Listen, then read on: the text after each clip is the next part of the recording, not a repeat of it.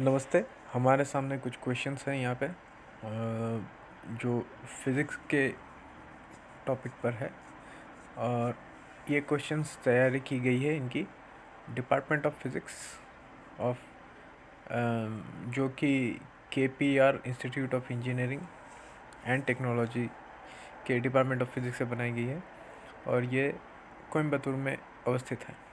तो आइए देखते हैं कि यहाँ के सवाल कैसे हैं और यहाँ पे कुल मात्रा में 25 सवाल हैं जिनमें से 23 सही किए गए हैं, लेकिन आप लोगों के साथ सारे सही जवाब डिस्कस किए जाएंगे, तो इसीलिए डरने की कोई बात नहीं है। चलिए आइए देखते हैं।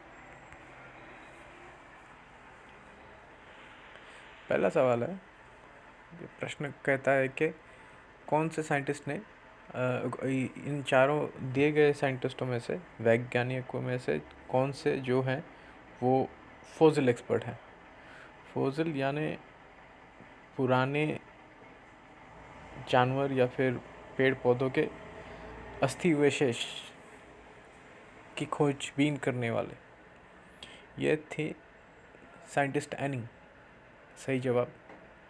दूसरा सवाल है, कौन से वैज्ञानिक थे जिन्होंने जुपिटर यानी बृहस्पति के 4 सैटेलाइट मून्स यानी जुपिटर के 4 चंद्रमा आविष्कार किए थे। और सही जवाब है गैलीलियो। उन्होंने काफ़ी सारी चीज़ें की थी जिनमें उन्होंने जुपिटर यानी बृहस्पति की काफ़ी पढ़ाई की थी और उनके पास एक बहुत ही पुराना वाला टेलीस्कोप हुआ करता था जिनसे वो तारे विशेष और दूसरे तारों के चंद्रमाओं का स्टडी करना उनको पसंद था। लेकिन तब टाइम था चर्च का, सारी चीज़ें चर्च देखते थे, तो ये सारी पढ़ाई लिखाई जो कि क्रिश्चियन धर्म के अगेंस्ट थी, उनकी विपरीत थी, तो चर्च से छुप के और प्रशासन से छुप के ये सारे कार्यक्रम उनको चलाना पड़ता था। बहुत ही दुख की बात है, लेकिन हालांकि आज यूरोप और आसपास के क्रिश्चियन देशों के अवस्था काफ़ी विस्तारित हुई है, काफ़ी प्रभावित हुई है विज्ञान से। तीसरा सवाल हमारा है, ग्रेविटी के खोजकर्ता कौन थे। इसका उत्तर सभी जानते हैं, न्यूटन जब इंग्लैंड के यूनिवर्सिटी में बैठ के एक पेड़ के नीचे सोच रहे थे कुछ, तब अचानक उस पेड़ के ऊपर से एक फल गिरा जो कि एक सेब था, और तभी उन्होंने माध्वाकर्षण या फिर ग्रेविटी की खोज की, और तभी हमारा आया लॉ ऑफ ग्रेविटेशन, और दुनिया भर के सारे बच्चों ने उन्हें गाली देना शुरू कर दिया क्योंकि हमारे फिज़िक्स के सिलेबस बड़े होने लगे। अपना चौथा सवाल है, रोशनी जो है वो कैसे आती है जब रूबी जो कि एक बहुत ही खूबसूरत, नायाब और बेशकीमती पत्थर है, इसे अंग्रेज़ी में प्रेशियस स्टोन कहा जाता है, उसमें अगर लाइट गिरता है तो किस तरह की रोशनी आती है। तो इसका सही उत्तर है लाल रंग का, जो कि यहाँ पे दिया भी हुआ है, क्योंकि हरा तो हो नहीं सकता, क्योंकि हरा होता है एमराल्ड में जब होता है। एमराल्ड एक दूसरे तरह का पत्थर है जिसको शायद हिंदी में पन्ना कहा जाता है। और नीला भी नहीं हो सकता, ब्लू, क्योंकि वो नीलम में होता है। और पीला भी नहीं हो सकता क्योंकि वो पोखराज में होता है, जो कि एक दूसरे पीले रंग का पत्थर होता है। अगला सवाल है, अगला प्रश्न, cryogenic engines are used in, अर्थात ये वैसे इंजन्स होते हैं जिनमें चीज़ों को ठंडक देने की क्षमता होती है, और ये हमारा फिज़िक्स का वो वाला चैप्टर है जिसमें थर्मोडायनामिक्स का टॉपिक पढ़ा गया है, और ज़्यादातर ये कंसेप्ट आया था थर्मोडायनामिक्स के टॉपिक पे, जहाँ पे हम लोग रॉकेट के बारे में विश्लेषण करते हैं। तो सही उत्तर है रॉकेट। अगला प्रश्न है, जब दो बर्फ़ के टुकड़े को एक साथ दबाया जाता है तो वो जुड़ जाते हैं, ऐसा कौन सा कौन सा पावर या फिर कौन सा शक्ति होती है उन दोनों के बीच में जो इन दोनों को जोड़ने में सहायता करती है। तो यहाँ पे दिए हुए 4 उत्तर हैं, जिनमें से सही जवाब है हाइड्रोजन बॉन्ड फॉर्मेशन, जिसके बारे में हम सभी को पता है। और हाइड्रोजन बॉन्ड फॉर्मेशन जो कि एक पार्शियल बॉन्ड फॉर्मेशन है, लेकिन ये van der Waals force of attraction से ज़्यादा है। और डाइपोल मोमेंट और कोवैलेंट बॉन्ड, डाइपोल मोमेंट एक प्रोडक्ट होता है, एक चार्ज पार्टिकल, मतलब जहाँ पे डाइपोल मोमेंट ज़्यादातर देखा जाता है एक एटम के अंदर, या फिर एक पॉजिटिवली और एक नेगेटिवली चार्ज्ड आयन के बॉन्डिंग के बीच, जैसे एक सोडियम क्लोराइड का आयन हो गया या फिर अणु हो गया। इन सारी चीज़ों में जब वो रोटेट करता है एक मीडियम में, तो उसमें वो डाइपोल लेंथ यानी सोडियम और क्लोराइड इन दोनों के बीच में जो इंटर एटॉमिक डिस्टेंस है, उसके साथ जब हम उस लेंथ और उस जिस एंगल से वो मूव करता है और फोर्स का जब हम गुणा करते हैं, तो जो आता है वो डाइपोल मोमेंट होता है। और कोवैलेंट अट्रैक्शन होता है दो कोवैलेंट बॉन्ड में, यानी जैसे नॉन मेटल्स में जो धातु नहीं होते।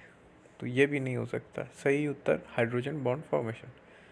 अगला सवाल, what is the contribution of scientist Strassmann and Otto Hahn. ये दोनों वैज्ञानिक जो हैं, उन लोगों ने फिज़िक्स की दुनिया में खगोल नहीं, माफ़ कीजिएगा, भू जो भी है फिज़िक्स की दुनिया में उन्होंने क्या किया था। ये दोनों ही साइंटिस्ट अमेरिकन थे।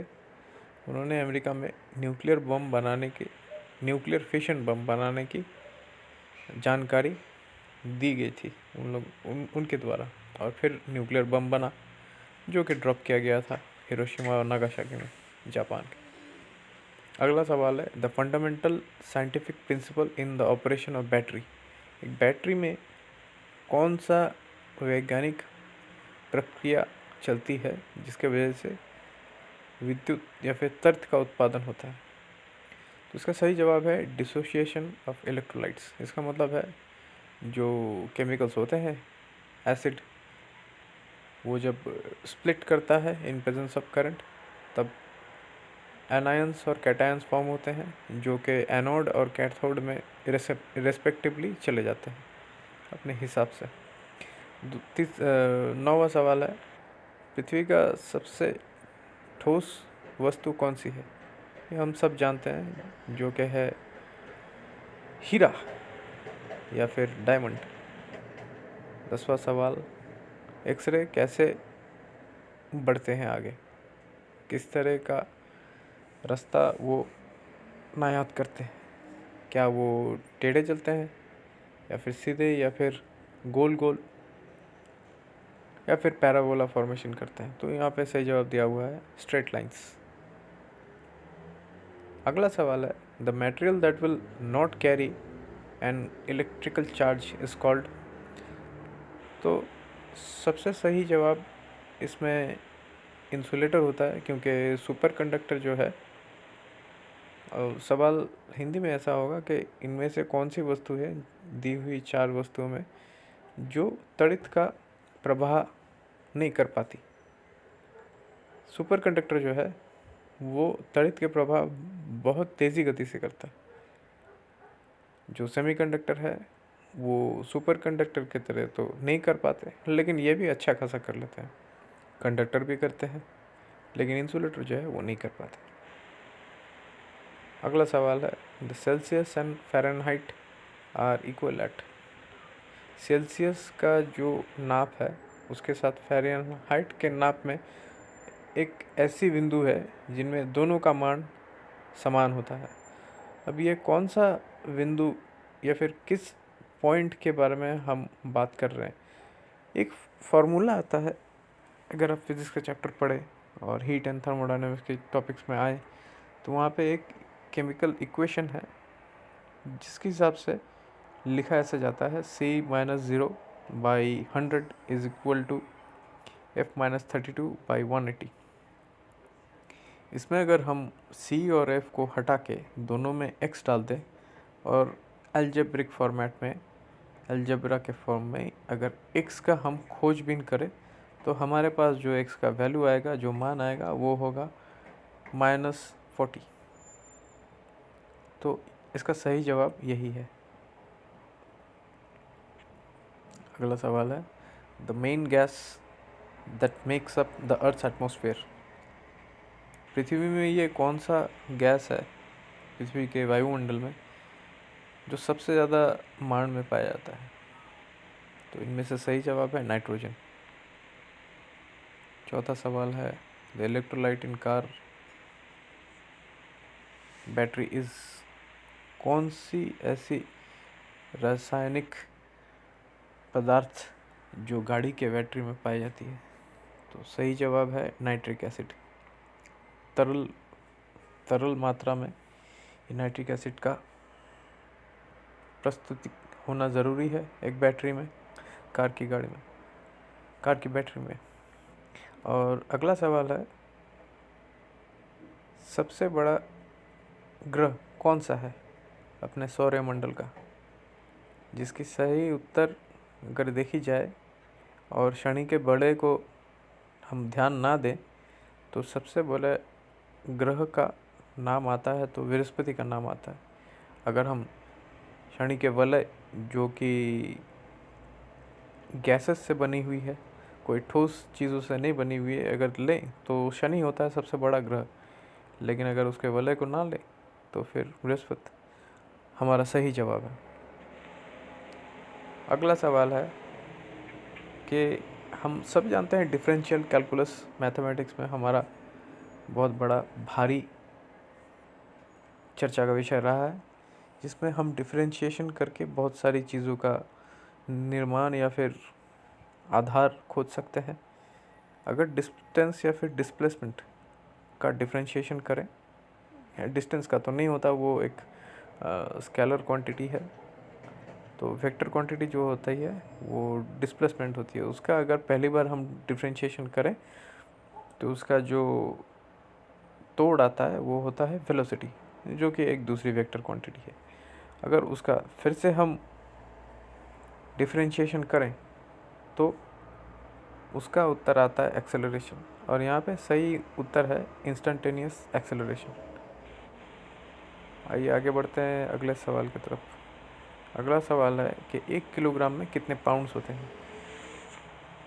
अगर हम दूसरे तरह से देखें तो 1 किलोग्राम बराबर 1 पाउंड का यहाँ पे सवाल पूछा है। अगर हम पाउंड्स के हिसाब से देखें तो 1 पाउंड का बराबर 0.450 इसके आसपास ना 445 ग्राम के आसपास आता है 1 पाउंड के बराबर। तो अगर हम इस इक्वेशन को घुमाएं तो 1 किलोग्राम के बराबर 2.2 पाउंड्स आते हैं। अगर हम मैथमेटिकली इसको कैलकुलेट करें तो बड़ी आसानी से हमें ये मिल जाएगी। अगला सवाल है, एक वस्तु के कौन से गुण के लिए वो अपने आसपास की चीज़ों को खींचता है अपने तरफ या फिर उसे दूर फेंक देता है? तो इसका सही जवाब है चार्ज, त्वरित। ये होना एक वस्तु में बहुत ज़रूरी है, तो इसके हिसाब से वो अपने आसपास के वस्तुओं को खींच सकता है या फिर धकेल सकता है। अगला सवाल है, the unit of electromotive force. ये एक फोर्स होता है जो जब हम करंट के चैप्टर को पढ़ेंगे तो उसमें हमें ये बहुत बार आया हुआ है, और इसका सही जवाब है वोल्ट। एक अणु में 2 चीज़ें होती हैं, मैटर और एंटी मैटर। तो यहाँ पे एंटी मैटर के जो प्रश्न है, कहा जाता है कि इलेक्ट्रॉन के जो एंटी मैटर हैं वो पॉजिट्रॉन होते हैं। अगला सवाल है कि एक वेब